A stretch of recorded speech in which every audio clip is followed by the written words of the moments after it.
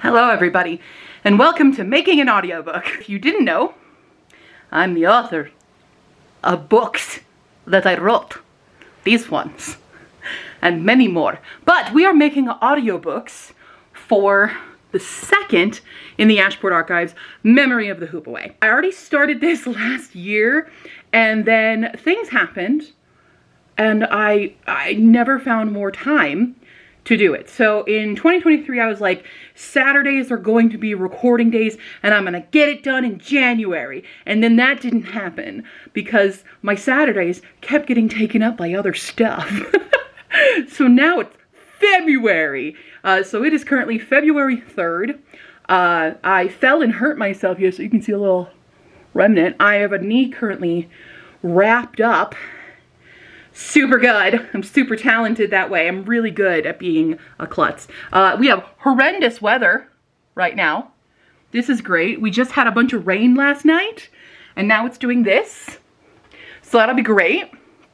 And then, yeah, that's what's happening. This battery is apparently going to die, so I'm going to switch it out real quick. So I just wanted to kind of give you guys a behind-the-scenes look at how I go about making an audiobook.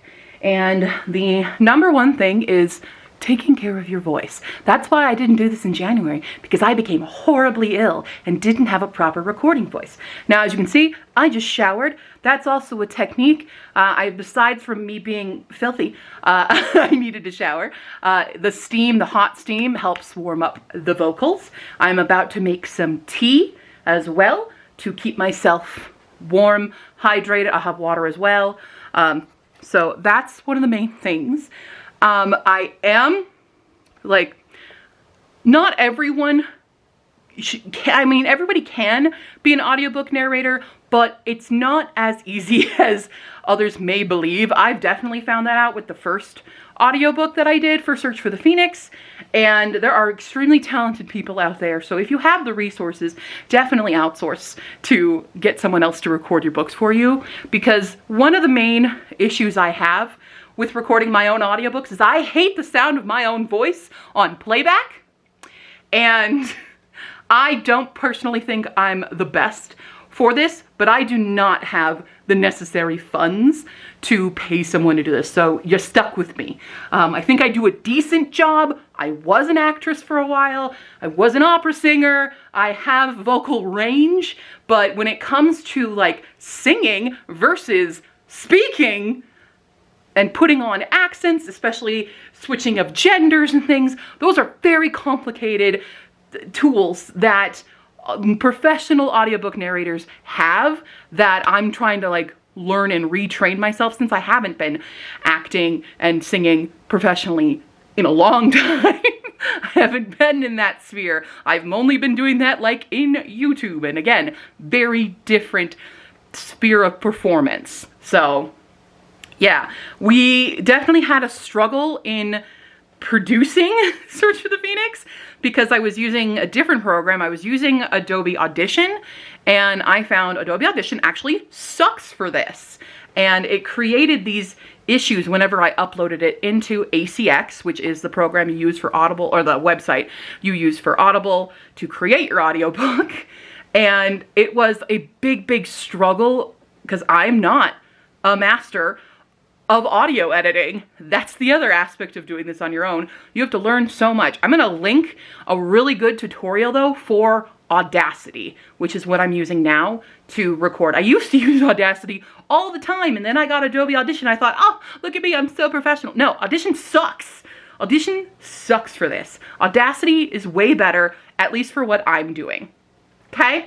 So we are using Audacity. I'm going to link that video. I lost that video for a long time, and now I'm writing down the notes. I'm saving this video. I am never losing this video again, because it gives you step by step on what things you need to do to make your audio file compliant for Audible. So I'm going to start a batch of tea, and then we're going to get down to it.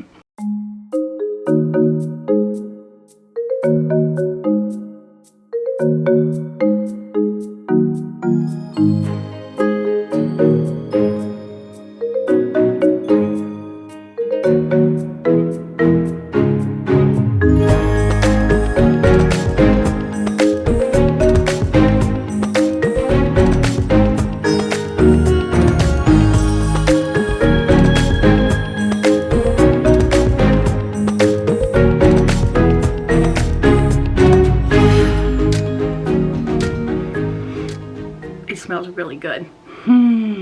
But still too hot. So some more basics of audiobook recording.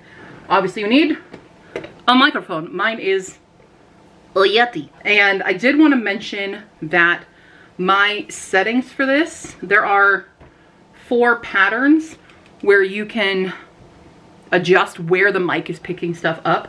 So mine is currently set to look, it looks like a butt, and that's because it will only record basically from the front so that I don't get any background noise here. I do also have my handy dandy cage because the microphone has to go in a cage. And pop it. But my pop it thing sucks. I just want to mention that it sucked balls. It refuses to stay on and properly attached. Microphone comes here, on there. Now, I have made a grave mistake of taking a lot of time between doing this, and it's ideal to try to always be the exact same distance from the mic that you were during recording, but we were in an entirely different space the last time, so we're gonna first test out how we're sounding.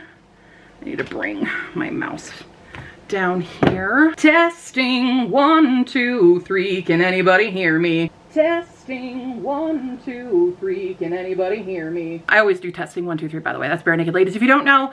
Then I do some Starkid lines just to test the range. He's talking to Stephanie Lauder. Nani? He's talking to Stephanie Lauder. Nani?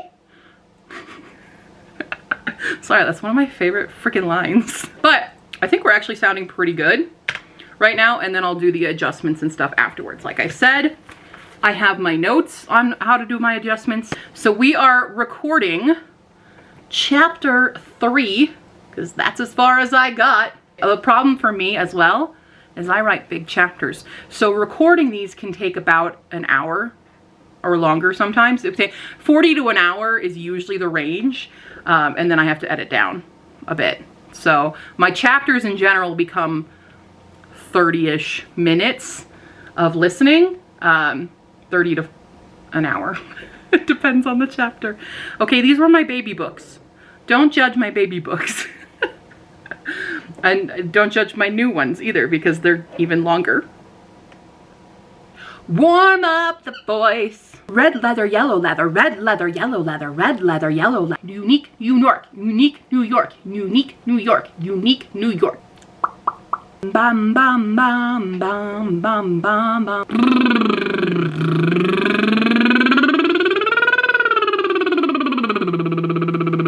Ba da bam bam bam bam ba. Akasata nahama yarawa ai u e o kakiku keko sashi suseto tachitsu teto mami mume mo hahihu heko nani nu ne no ladi du de do blah blah blah. Hope you guys like all my vocal mouth warm-ups. Warm up! Yeah! I am out of shape vocally, I will say.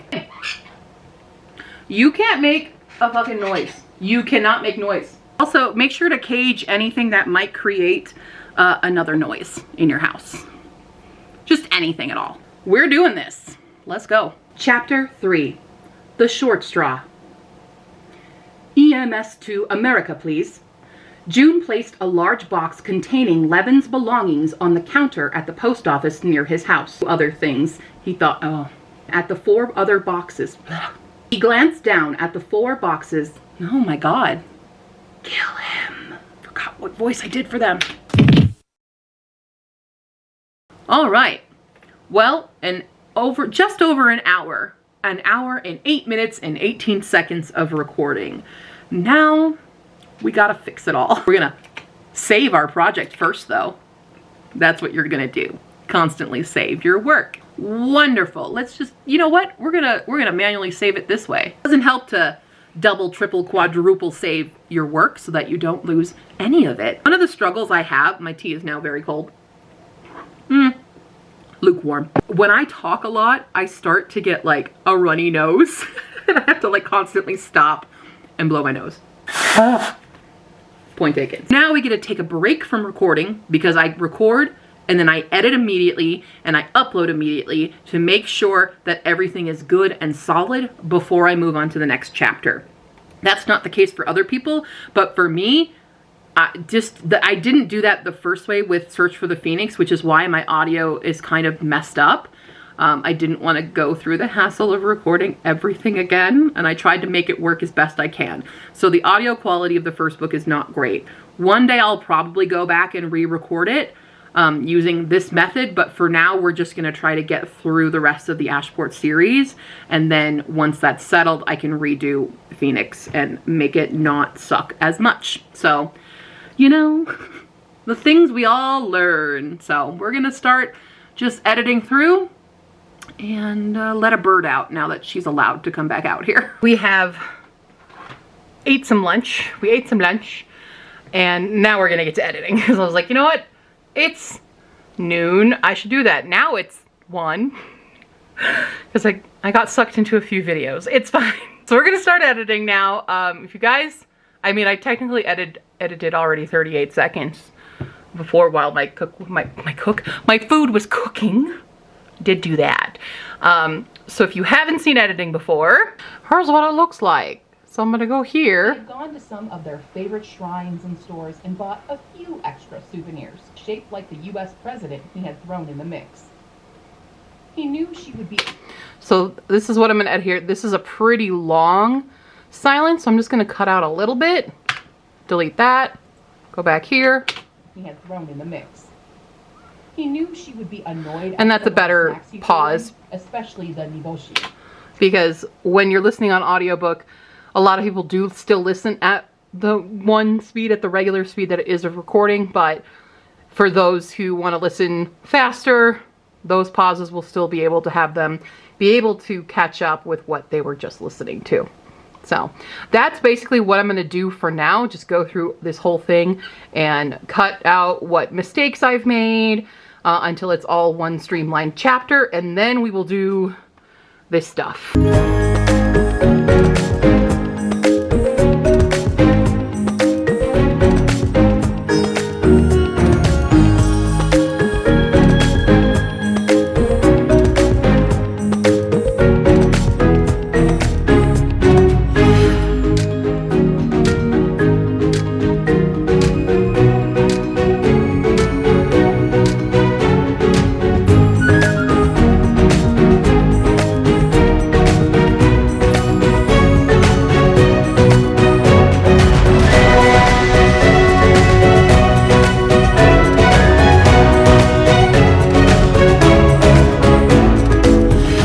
I just want you to know that I filmed that and then promptly went and took a nap.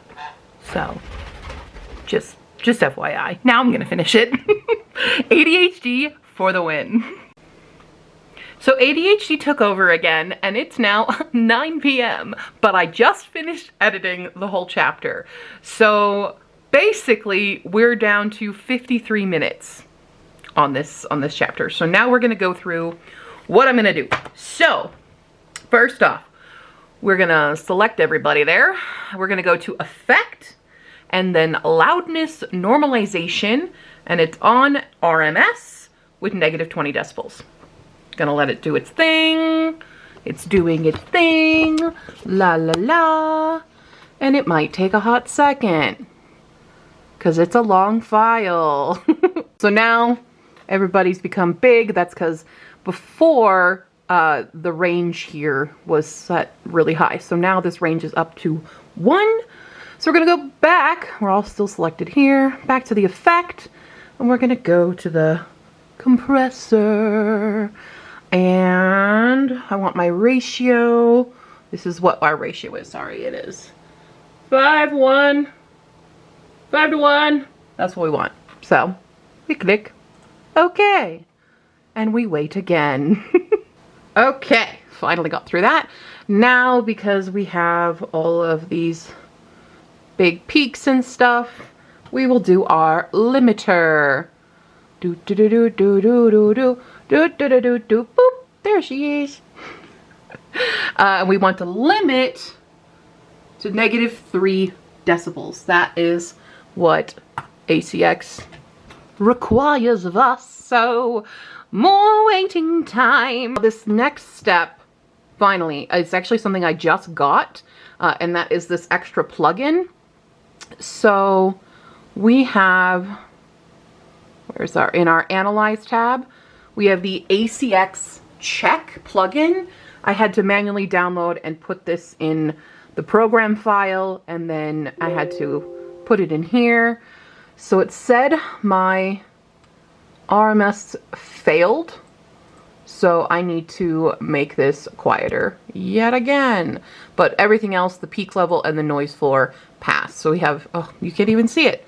I have to do a little bit more tweaking to make this pass on ACX. I don't know why it says my RMS is still too loud, but we shall fiddle about. All right, so I only had to edit a little bit of the file, but we have now uploaded it into ACX. So now, yay, chapter 3. On the first try, look at that, it's 3-1. This was 2-3. Chapter 1 took 6 tries to get ACX to say okay. But again, I didn't have my ACX Check little plugin, which has made this very nice. Da da da da da. Okay.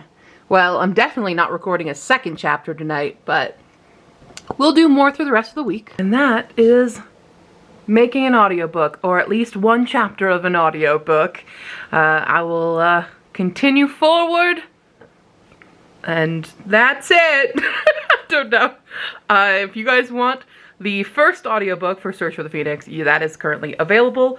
The one thing I will say about doing this, like, I wrote Memory of the Hoop Away, I want to say 2016. It came out in 2017. And I'd worked on Search for the Phoenix since 2013. I don't remember how far or when I actually started doing Memory of the Hoop Away. I know it was the one that I had the clearest vision for. But reading it as I'm like doing it, I'm like, oh dear God, who let me? You know, I wish I had known now, or known then what I know now, because I've grown a lot as a writer, and there's so much in these, and I'm like, you don't need to say that, you don't need to say that, cut that out, cut that out, cut that out, rephrase that. And so I'm my own worst enemy right now, where I just wish I had a proper editor. I got better editors, well, not to say better editors, I got editors in the later books, but they were still like friends, and it was a lot of me. So that's one of the regrets that I have with the Ashport series, is I didn't listen to other people. Well, when I was first starting it, I didn't have anyone. I was just on my own. I didn't even know where to research. I was also probably like, didn't have the energy to do that, and I just wanted to do it and get it out and say I wrote a book, you know? And that hurts me now. I'm a better writer now. I have more resources now, and I know better, but I can't turn the clock back, obviously. And I don't want to also spend the energy it would take to fix all of them, to republish all of them.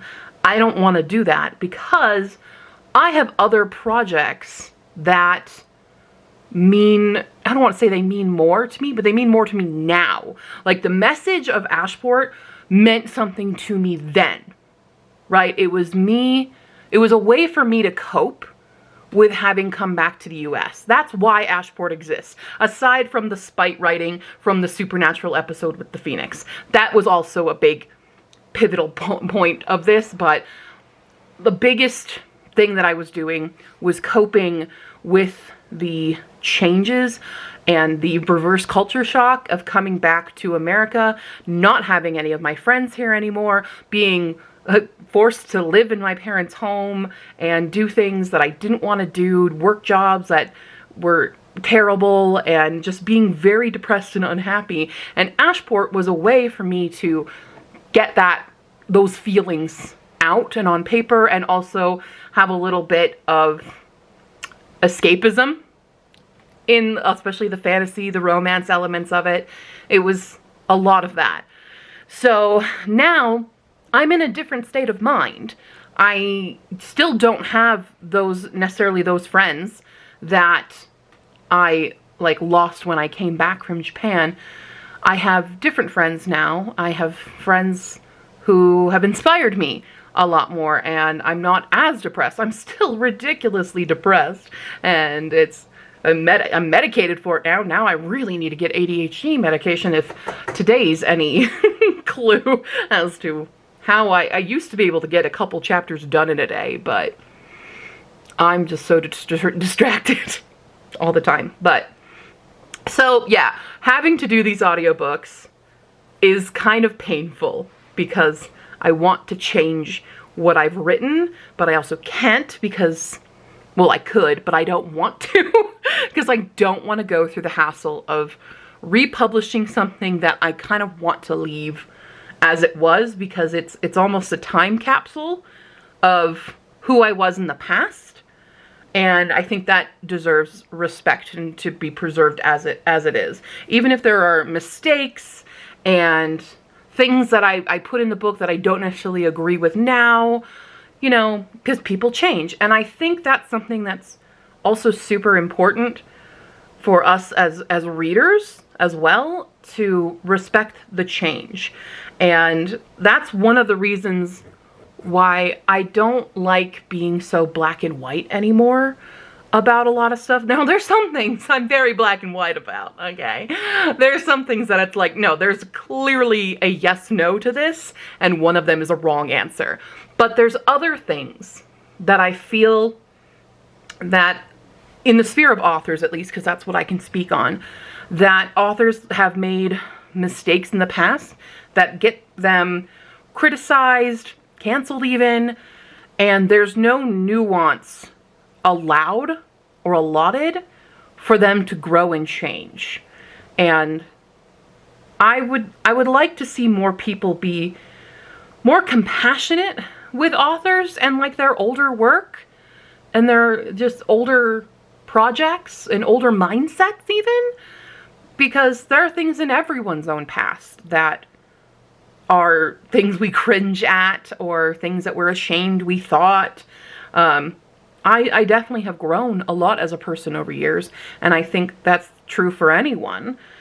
But I think as a society right now, that's one of the things hurting us, is the black and white, you know. Like for me, I have black and white issues. Like for me, I will never like Cassandra Clare, ever. Because I don't like what she did in the past, and I don't trust her.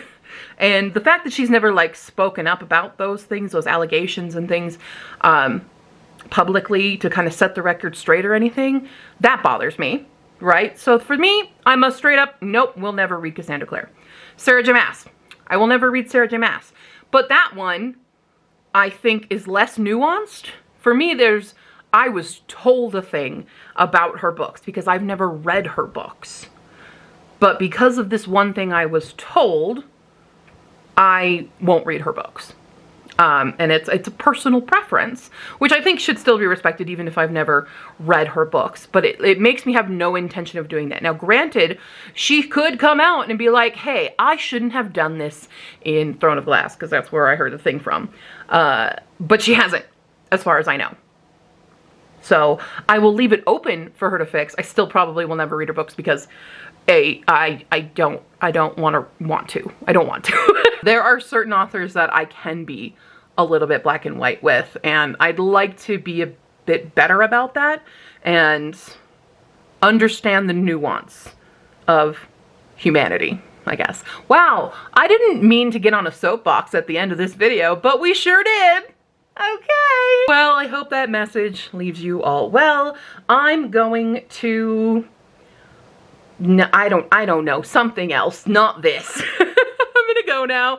If you guys want to support me as a content creator, go check out my Ko-fi page. Like I said, it takes a lot of effort. It took me an entire day to do one chapter of an audiobook, and I've still got a ton more to do. 13 plus closing, I think. There's 16 chapters in Hoopaway. Yes, so I have 13 chapters and a closing to still record and edit. So wish me luck. I'm gonna go now. Bye.